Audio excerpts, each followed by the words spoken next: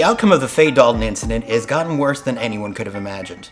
Not only has she been accused of lifting directly from Donato Giancola's artwork on the card Trouble in Pairs, but thanks to the watchful eye of Reddit, it has been brought to the public's attention that Giancola is not the only artist that Dalton has lifted elements from. In fact, it's a veritable pastiche of plagiarism, including elements from artists Boris Vallejo, Will Hurley, and Morten Kunstler. I know it's a lot of information, but thankfully, this image, courtesy of Magic Sorter, shows exactly what and where each elements of the various stolen artworks are located.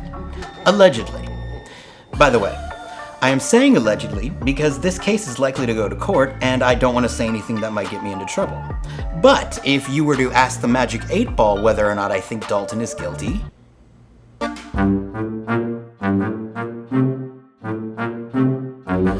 In short, this is a serious situation, as is Wizards of the Coast's official response, quote, "We've heard questions on the integrity of the art on the card Trouble in Pairs from the Murders at Karloff Manor Commander set, and we have questions too. As we've looked into this further, we're now suspending future work with Fay Dalton."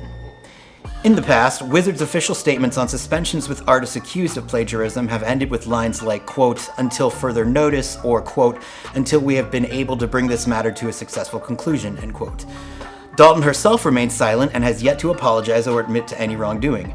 She did delete her Instagram, though, which itself says a lot. Allegedly. One person not remaining silent about things is MTG's first art director, Jesper Mirfors, and he has spoken out in response to comments from people who are trying to put the blame on Magic's art directors for bringing Dalton into the fold. Taken from Jesper's Facebook, quote, "Is her career over?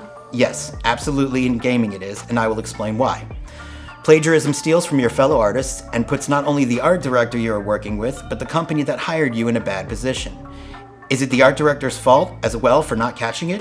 In a perfect world, the answer is yes, but this is not a perfect world, and most art directors don't have photographic memories, nor do they have several lifetimes to research every painting ever made. Allow me to put this into context. When I was art directing Magic in the 90s, I had a solid grasp of what fantasy art was, and I had been a lifelong fan of the genre.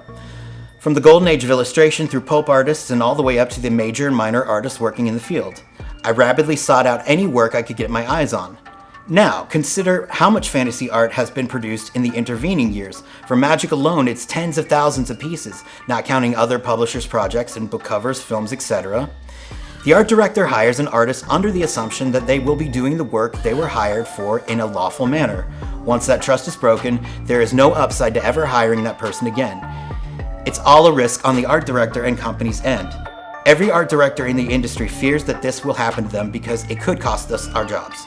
No one wants to be on the same planet with plagiarists, let alone hiring somebody known for it. Fay's art career may not be over, but her career in publishing is as dead can be. The lesson here is do not plagiarize. If you can't do the work, just turn the assignment down. People will respect that." End quote. And guess what? There's even more plagiarism news that doesn't involve Dalton, and the victim this time is Magic artist Andrzej Kuczynski, who did the original illustration for Powerhouse Dragon, Terror of the Peaks, whose work has been lifted in an advertisement for Hero Games Dragon Hunt Inarial Legend.